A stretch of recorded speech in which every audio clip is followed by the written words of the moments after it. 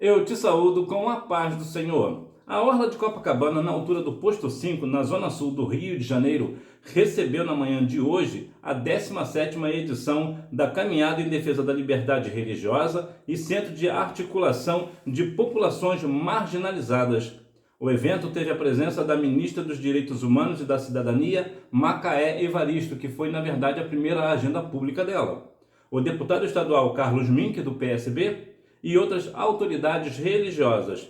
A concentração foi marcada para as 10 horas no posto 5 e até ao posto 2, entre a Avenida Atlântica e a Rua Sá Ferreira. O evento está previsto para se encerrar às 17 horas, portanto já se encerrou. A organização estima que em torno de 100 mil pessoas participem da mobilização e o evento teve o apoio da TV Globo. A maioria dos religiosos presentes eram de adeptos de religiões de matriz africana, que são os maiores alvos de intolerância religiosa. Dentre eles, a candomblessista e umbandista Flávia de Oxum relatou que sentiu recentemente o ódio contra as suas práticas religiosas. No dia 13 de julho, a casa dela, em Maricá, na região metropolitana do Rio de Janeiro, foi atacada. Nós fazemos nossos eventos sempre dentro de casa. Não tocamos até de madrugada, não incomodamos ninguém. Mesmo assim, invadiram e queimaram a minha casa. Veja que aqui é uma questão da intolerância religiosa. E infelizmente o Brasil, apesar de ser um país laico, ou seja, cada um tem o direito de manifestar a sua religião, seja ela qual for, ainda acontecem essas questões de intolerância religiosa. Vemos aqui um caso triste, lamentável, de uma moça dentro da sua casa praticando o seu culto, religioso ali de matriz africana, e mesmo assim ela teve a sua casa queimada. É importante também deixar claro que a minha postura nessa questão é humana, nessa postura específica é humana. Por quê? Porque eu sou contra a violência. Entretanto, na questão religiosa, nós temos que fazer algumas ponderações que já vou querer saber a sua opinião. Por exemplo, o umbandista Andinho Souza, que compareceu caracterizado como Zé Pilintra, a caminhada revelou o que costumava ouvir e ler nas ruas e nas redes sociais. Me dizem, macumbeiro, e tá amarrado. Destacou, analisando ainda que discursos de ódio não estão atrelados a qualquer religião, pois são frutos do comportamento humano. E aqui eu quero relatar uma questão que aconteceu comigo há cerca de uns 35 anos. Na rua onde eu morava, existia um centro de candomblé. E eu conhecia todas as pessoas ali e, de uma certa forma, depois até fui amigo de todos eles. E veja que interessante que, certa vez, eu chamei aquele moço de macumbeiro. Ele foi à casa da minha mãe e foi relatar o caso, que eu tinha chamado de macumbeiro e ele não gostou da forma que eu chamei, porque eu fui ofensivo e na hora eu ouvi, eu falo porque eu ouvi do quarto da minha mãe, ele conversando com a minha mãe. E ele disse o seguinte, que não era para minha mãe me bater, era apenas para minha mãe conversar comigo, porque ele não gostou da forma que eu falei com ele. E veja como era a situação. Eu pensei comigo, minha mãe é uma irmã do círculo de oração, minha mãe jamais vai me bater porque eu falei a verdade para este moço. E não deu outra. Minha mãe, assim que entrou, já entrou com uma vara de goiaba e me deu a maior surra da minha vida. Eu nunca mais esqueci daquela surra, tanto não esqueci que eu estou relatando para você agora. E minha mãe, entre uma coisa e outra, minha mãe disse o seguinte, você não é crente? Eu falei, sou, mãe. E apanhando. Então, você é crente porque Deus te deu liberdade de você seguir a sua religião, você escolheu o que você quer para a sua vida religiosa. Da mesma forma, ele tem todo o direito de ser o que ele quiser e você não tem o direito de faltar com respeito com ele. Eu apanhei naquele dia cerca de uns 40 minutos, então eu apanhei muito. Então veja que aqui há uma questão interessante de nós entendermos que ainda que nós venhamos conhecer a verdade, que é Cristo Jesus, de maneira nenhuma nós devemos afrontar a pessoa que não conhece. Por quê? Porque você afrontando, eu afrontando essa pessoa, nós jamais a ganharemos para Cristo. Adriano Dias, cardencista e membro da Organização Social com Causa de Nova Iguaçu, apoiadora da caminhada, disse: o ataque à religião alheia é uma consequência do racismo. Nós do kardecismo não sofremos muito com preconceito porque não tem a questão da indumentária. Mas tirei foto ali agora há pouco com dois rapazes vestidos de Zé Pilintra. E se postar na internet já sei que vou receber crítica. A questão é racial, aponta. Então veja aqui a questão racial da questão propriamente dita. Então temos aqui duas questões sobre a questão da intolerância religiosa e também sobre a questão do racismo em si. Entretanto, o nosso posicionamento aqui como cristão, você também, temos em vista o seguinte, que é uma questão que eu quero saber da sua opinião. O que você acha sobre a questão do evento ter sido realizado no Rio de Janeiro, uma das grandes capitais aí do mundo, né, do Brasil e do mundo?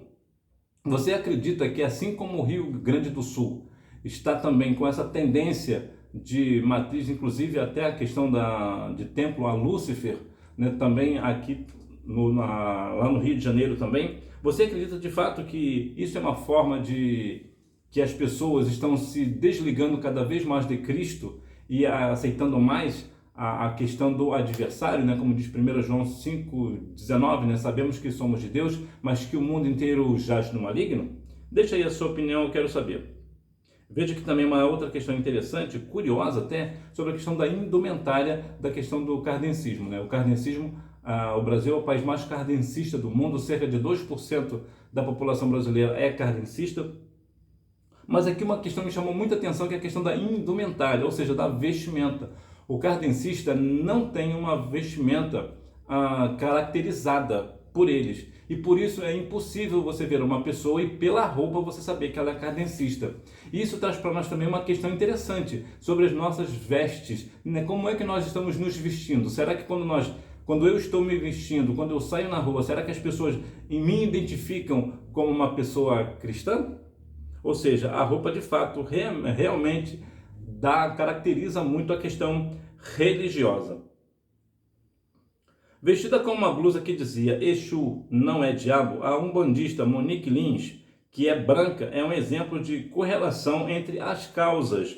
Ela reconhece que não é alvo de ataque por religião devido à cor da pele. Não sofro porque sou branca. Se fosse negra, aconteceria, provavelmente, porque o que existe é um pré-julgamento quando a pessoa é negra. E você concorda com a declaração dela? Que ela não sofre preconceito religioso por causa que ela é uma pessoa branca? Ou, no caso, uma pessoa negra sofreria esse ataque? Porque a questão aqui, nesse caso específico, é mais uma questão, como ela demonstra aqui, que é uma questão racial, né? Ou seja, da cor da pele, né? A questão da raça. Então veja que qual é o seu posicionamento? Você acha que de fato as pessoas negras no Brasil são realmente descriminalizadas por todos, inclusive por sua cor e também por sua religião? Deixa aí no comentário. Em tempos cruéis é importante que cada um conheça os seus direitos. O sagrado é pessoal e interreligiosidade é sobre isso, argumenta a evangélica Gilcilene Braga. Você concorda com ela? Você como uma pessoa cristã? Você concorda que realmente esses tempos, nossos tempos são cruéis, é verdade? É importante que cada um conheça os seus direitos? O sagrado é pessoal, ou seja, cada um segue a religião que quer? Deixa aí nos comentários que eu também quero saber a sua opinião. E para fechar, para o professor doutor Ivanir dos Santos, conflitos e disputas religiosas nunca deixaram de fazer parte das transformações sociais.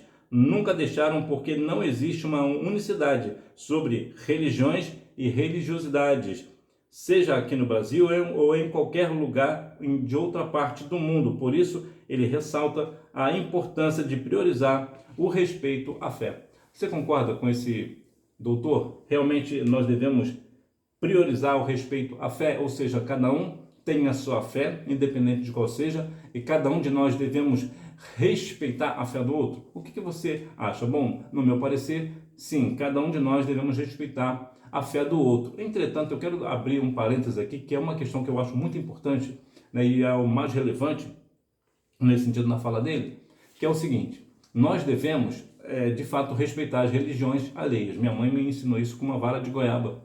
Então veja que há aqui uma questão que, sim, nós devemos respeitar as religiões alheias, mas isso não nos impede de falar do amor de Deus para essas pessoas.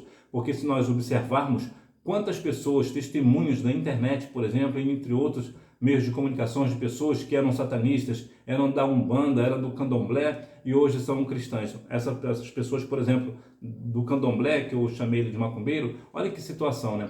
Passou essa situação, foi acontecendo, foi passando o tempo, ele virou presbítero da Casa do Senhor da minha igreja. Olha que interessante. A esposa dele também foi cristã, também da mesma igreja que eu. Depois eles saíram para outras igrejas, né? E assim foram até o final da vida, né? Desse casal, eles tiveram alguns filhos. Desses filhos, uma filha, ela é cristã e um filho também. Tem um que não segue religião nenhuma e nunca se adaptou à questão do candomblé, assim, nunca se identificou. E os outros, dois partiram para a eternidade. E assim você vê que Deus agiu de uma forma. E o curioso, esse centro de macumba, que era, né, de macumba, o candomblé, hoje é uma igreja evangélica Assembleia de Deus. Ou seja, a transformação que Deus fez na vida desse casal e de seus dois filhos, né? Entre os demais não seguiram a religião, mas dentre eles dois, né, um casal deles estão na presença do Senhor. Um é diácono, a outra é missionária. E o casal já, infelizmente, já partiu para a eternidade, né? Então veja que realmente o Senhor, ele molda, ele transforma. Então nós devemos de fato respeitar as religiões alheias, mas isso não nos impede de falar do amor de Cristo, porque se assim não fosse, esse casal partiria para a eternidade sem conhecer a Cristo e seus filhos também. Então é importante que nós venhamos de fato respeitar a fé, mas isso não nos impede de falar do amor de Cristo para com eles. E eu quero saber muito a sua opinião, o que você acha de toda essa questão do evento em si, né? Porque aqui a grande questão aqui é o evento, porque a intolerância religiosa e o racismo, infelizmente, acontece muito no Brasil, e nós cristãos somos de fato contra este negócio, somos contra qualquer tipo de violência.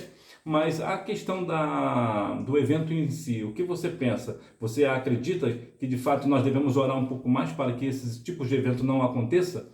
Para que não haja assim uma questão de uma visibilidade maior às religiões afro, né, principalmente as religiões afro, que a maioria da intolerância religiosa acontece com eles? Ou você pensa que cada um tem o direito aí de fazer o seu evento religioso da maneira que eles possam realizar de uma forma livre, justamente porque o Brasil é um país laico? Eu quero muito saber da sua opinião e que Deus em Cristo continue abençoando a sua vida. Tchau!